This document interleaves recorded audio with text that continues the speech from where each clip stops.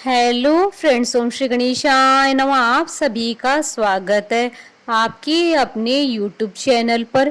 Friends, आज हम आपको इस वीडियो में बताने जा रहे हैं वैशाख मास की चतुर्थी की कहानी, पूजा सामग्री, व्रत की विधि, व्रत के महत्व के बारे में। फ्रेंड्स, वीडियो शुरू करने से पहले आपसे रिक्वेस्ट है, अगर आप हमारे चैनल पर नए हैं और आपने अभी तक चैनल को सब्सक्राइब नहीं किया है तो प्लीज़ सब्सक्राइब कीजिएगा हमारे चैनल को, साथ ही प्रेस कीजिएगा बेल आइकन को, जिससे नए वीडियो से रिलेटेड नोटिफिकेशन आपको तुरंत प्राप्त हो सके। और वीडियो पसंद आने पर वीडियो को लाइक और शेयर जरूर कीजिएगा ताकि सभी भक्तों को इस वीडियो का लाभ प्राप्त हो सके। और कमेंट बॉक्स में ओम श्री गणेशाय नमः जरूर लिखिएगा। वैशाख मास की चौथ पर गणेश जी को चूरमे के लड्डू का भोग लगाया जाता है। वैशाख मास की चौथ बड़ी चौथ होती है। जो लोग साल की 4 बड़ी चौथ का व्रत करते हैं उनमें से ये एक बड़ी चौथ होती है। इस दिन गणेश जी को चूरमे के लड्डू या चूरमे का भोग लगाया जाता है। इस बार वैशाख मास की चौथ 30 अप्रैल 2021 शुक्रवार के दिन है। फ्रेंड्स, अब आइए जानते हैं वैशाख चौथ पर क्या पूजा सामग्री आवश्यक होती है। हल्दी, कुमकुम, मेहंदी, मूली, घी का दीपक, लड्डू, गणेश जी का प्रसाद, पुष्प, लाल ब्लाउज पीस, जल का कलश आदि। वैशाख चौथ माता की पूजा विधि। चौकी पर विनायक जी और चौथ माता की स्थापना कर चौथ माता के रोली, काजल, मेहंदी की 13-13 टीकी लगाएं। विधि पूर्वक पूजन कर ज्योत का दर्शन कर चौथ माता विनायक जी की कहानी सुनकर चंद्रमा को अर्घ्य देकर जीम लेवे। अर्घ्य देते समय बोले, चंदा हेलो उगियो, हरिया बांस कट्या, साजन उबा बार ने अखा पाती लाए, सोना की सांकली, गल मोतियारो हार। वैशाख की चौथ का चंद्रमा की अर्घ्य देता, जीमो मारा वीर भरतार। फ्रेंड्स, वैशाख मास की इस गणेश संकष्टी चतुर्थी की व्रत कथा, पूजा विधि, चंद्रोदय का समय, शुभ मुहूर्त का वीडियो आप देख सकते हैं हमारे चैनल पर। इसका लिंक आपको डिस्क्रिप्शन बॉक्स में भी मिल जाएगा। फ्रेंड्स, अब आइए प्रारंभ करें वैशाख मास की चौथ की व्रत कहानी। एक नगर में एक सेठ सेठानी रहते थे। उनके एक बेटा व बहू थे। बहू बर्तन साफ कर पानी डालने नीचे जाती तो पड़ोसन पूछती, आज खाने में क्या खाया? वो कहती, बासी कुसी तर बासी। एक दिन जब वह बर्तन साफ कर पानी फेंकने गई तो रोजाना की तरह पड़ोसन ने पूछा, आज खाने में क्या खाया? तो उसने वही रोज वाला जवाब दिया, बासी कुसी तर बासी। उस दिन सेठ के बेटे ने उसकी यह बात सुन ली और मन ही मन सोचने लगा, अभी तो यह गर्मा गर्म भोजन करके आई है, फिर यह पड़ोसन को बासी क्यों बता रही है। दूसरे दिन उसने अपनी माँ से कहकर खीर खांड का भोजन बनवाया। माँ व बेटा बहू ने साथ में बैठकर प्रसन्नता से भोजन किया। बहू बर्तन साफ कर पानी डालने नीचे गई तो पीछे पीछे उसका पति भी गया। आज भी हमेशा की तरह पड़ोसन ने पूछा, आज क्या खाया? तो उसका वही रोज वाला जवाब, बासी कुसी तर बासी। उसकी पति को बहुत गुस्सा आया। रात्रि होने का इंतजार करने लगा। जब रात्रि में पत्नी कमरे में आई, हाथ पकड़कर बोला, मेरे सामने खीर खांड के भोजन करके आई है, फिर पड़ोसन को बासी भोजन क्यों बताया? तब वह मुस्कुराकर बोली कि यह आपके पूर्वजों की कमाई है, धन ना आपने कमाया है ना आपके पिताजी ने। तो हुई ना यह बांसी। यह सुनकर उसने परदेश जाने का विचार कर सुबह उठकर माँ से बोला, माँ मैं कमाने के लिए परदेश जाऊंगा। माँ ने कहा, अपने पास बहुत धन है, तुझे परदेश जाने की क्या आवश्यकता है? लेकिन वह नहीं माना और माँ की आज्ञा लेकर वह कमाने के लिए परदेश चला गया।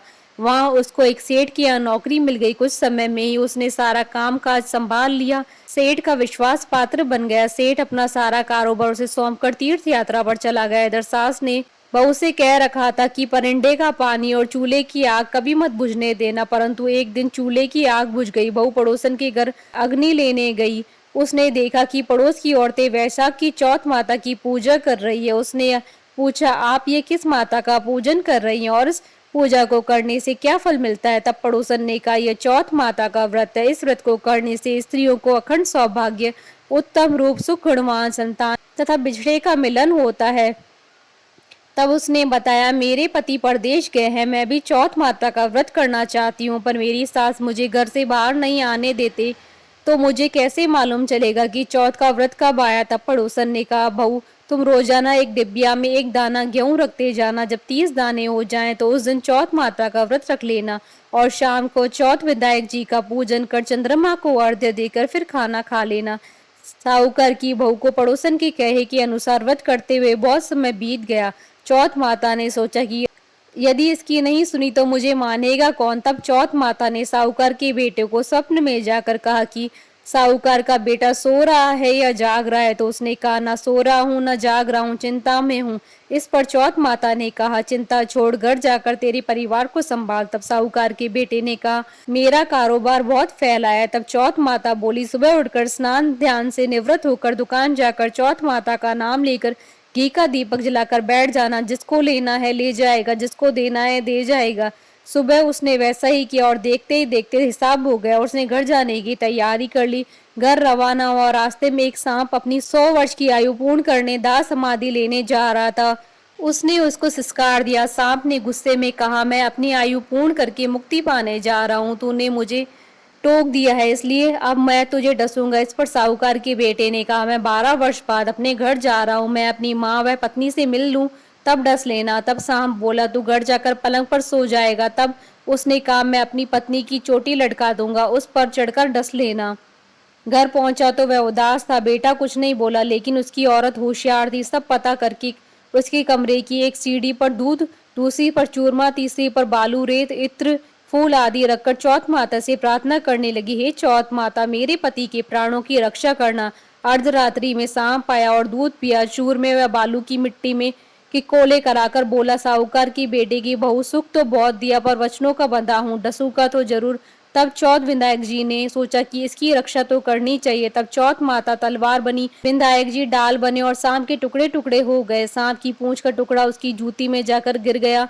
सांप ने सोचा, डसूंगा तो जरूर। तब उसकी पत्नी रोज चींटियों को आटा डालती थी। तब सब चींटियों ने मिलकर उसकी पूंछ को खोखला कर दिया। साहूकार के बेटे को नींद नहीं आ रही थी। वह अपनी पत्नी के साथ चौपड़ पासा खेलने लगे। सुबह देर तक जब बेटे बहू नहीं उठे तो साहूकारनी जगाने गई तो सीढ़ियों पर खून ही खून देखकर जोर जोर से रोने लगी कि मेरे बेटा बहू को किसी ने मार दिया।